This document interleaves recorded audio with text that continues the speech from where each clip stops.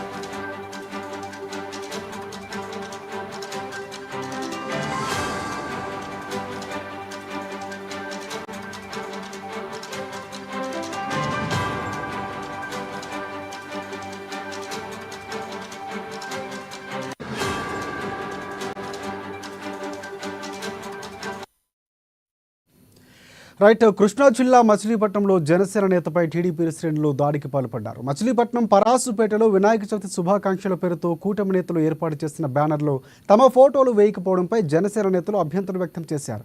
2 రోజుల క్రితం రాత్రి వేళ బ్యానర్ను జనసేన నేతలు ఎర్రంశెట్టి నాని, సాయన శ్రీనివాసరావు చింపివేశారు. దీంతో ఎర్రంశెట్టి నాని ఇంటిపై టీడీపీ నేతలు దాడి చేశారు.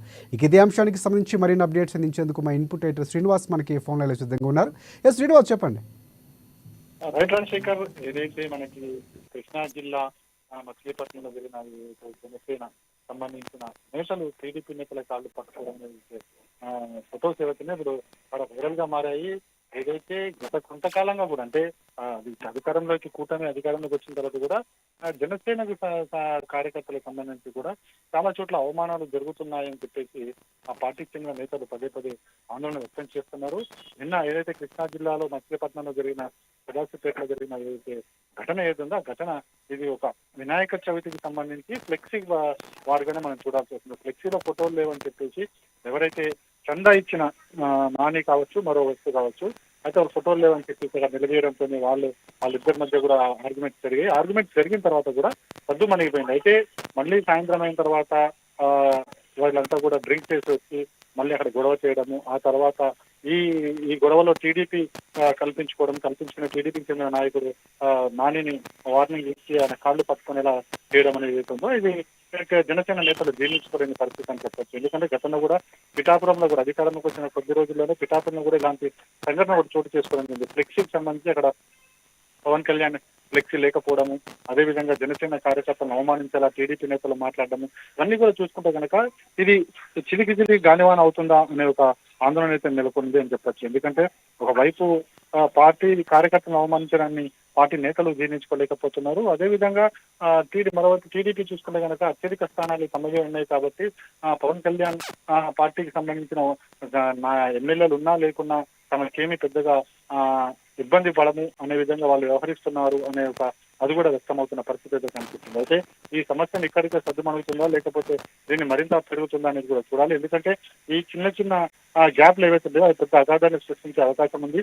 అయితే ఇప్పటికీ దీనికి సంబంధించి పవన్ కళ్యాణ్ కావచ్చు, టీడీపీ నేతలు కావచ్చు ఏ విధమైన స్పందించలేదని చెప్పొచ్చు. కేవలం అది క్షేత్రస్థాయిలో జరుగుతుంది. అంటే క్షేత్రస్థాయిలో జరుగుతుందని చాలా ఈజీగా తీసుకోవడానికి వీలుండదు. ఎందుకంటే దాన్ని అది చాలా అంటే ఆ చిన్న గ్యాప్స్ చాలా పెద్దగా అయ్యే అవకాశం ఉంది కాబట్టి మన పార్టీకి ఇప్పుడే దీని మీద ఏమైనా చర్యలు తీసుకుంటుందా లేదా అని చూడాలి. జనసేన మాత్రం దీనికి సంబంధించి చాలా సీరియస్ గానే ఉంది. టీడీపీ కూడా ఫిర్యాదు చేయాలని చెప్పేసి, అదేవిధంగా తమ అధినేత పవన్ కళ్యాణ్ కూడా ఫిర్యాదు చేయాలని చెప్పేసి కూడా భావిస్తున్నారు. ఒకవేళ అలాంటిగా జరిగితే కనుక మరి పవన్ కళ్యాణ్ ఏ విధంగా స్పందిస్తారు, దాని పవన్ కళ్యాణ్ స్పందన బట్టి చంద్రబాబు నాయుడు కావచ్చు, టీడీపీ నేతలు కావచ్చు ఏ విధంగా స్పందిస్తారో చూడాల్సి ఉంటుంది. రాజశేఖర్.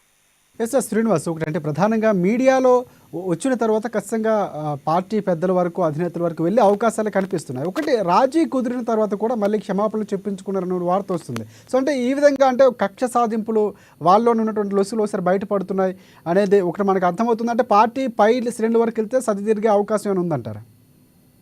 ఇప్పుడు మనం చూడాల్సింది ఏంటంటే అది చిన్న ఇష్యూగా మనకు కనిపిస్తుంది తప్ప కార్యకర్తల మధ్య జరిగిన ఒక ఇష్యూను చిన్న క్షేత్రస్థాయిలో జరిగిన ఇష్యూగానే చూస్తున్నారు తప్ప ఇది ఈ అంశం అంతా కూడా ఇప్పుడు వైరల్ గా మారింది, న్యూస్ పేపర్లో వచ్చింది, మీడియాలో వస్తుంది. సో ఈ అంశాన్ని పార్టీకి సంబంధించిన నేతల దృష్టికి కూడా వెళ్ళలేదనేది కాదు వెళ్ళింది.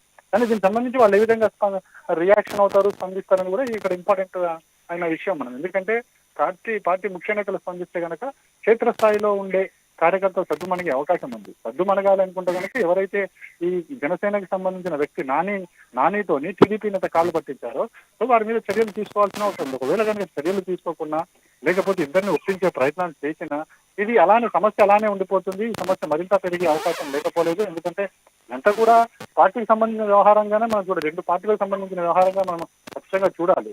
ఇప్పుడు పైకి సద్దుమణిగినట్టు కనిపిస్తున్నా సరే భవిష్యత్తులో ఏం జరగబోతుందంటే ప్రతిసారి ఏదైనా సమస్య వచ్చినప్పుడల్లా పాత విషయాలన్నీ బయటకు వచ్చే అవకాశం ఉంది. కాబట్టి ఇప్పుడు మనం మాట్లాడుతున్న దాని ప్రకారమే మొదట్లోనే ఏదైతే కూటమి ప్రభుత్వం ఏర్పడిన మొదట్లోనే పవన్ కళ్యాణ్ సంబంధించిన బ్యానర్ కట్టకపోవడము, అలా బ్యానర్లు చించడం లాంటివి చాలా జరిగాయి. దాని మీద కూడా అది చింపింది కూడా టీడీపీ నేతలు అని చెప్పి కూడా అప్పుడు ఆందోళన కూడా జరిగిన సంగతి కూడా మనకు తెలిసింది. సో దీన్ని పరిష్కారం చేయాలి. పరిష్కారం చేయకపోతే కనుక పరిస్థితి చేయి దాటిపోయిన ప్రమాదం లేకపోలేదు. ఎందుకంటే కూటమిలో ఇప్పుడు తెలుగుదేశం పార్టీకి అత్యధిక స్థానాలు ఉన్నాయి, ప్రభుత్వం ఏర్పాటు చేసేంత స్థానాలు ఉన్నాయి.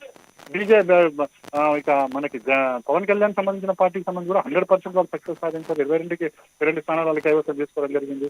సో ఇలాంటి పరిస్థితుల్లో ఇప్పుడు సొంతంగా టీడీపీ తన ప్రభుత్వాన్ని ఏర్పాటు చేయదలుచుకున్నప్పుడు కూడా కూటమిగా ఏర్పడింది. కూటమిగా ఉన్నప్పుడు ఖచ్చితంగా కూటమి నియమాలు పాటించాల్సి ఉంటుంది. ఈ కూటమి నియమాల్లో పార్టీ విషయాలు కూడా వస్తాయి.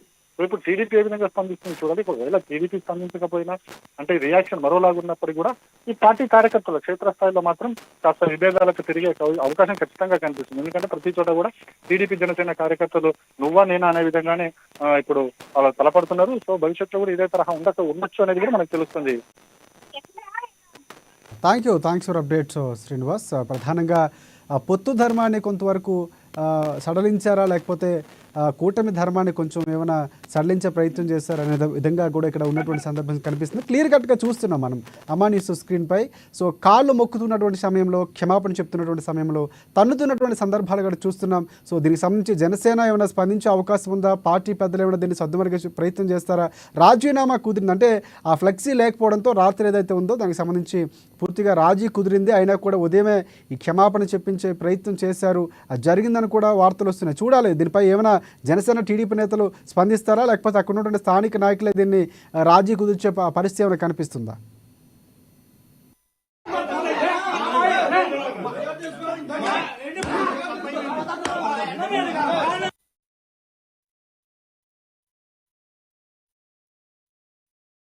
కాళ్ళు పట్టుకో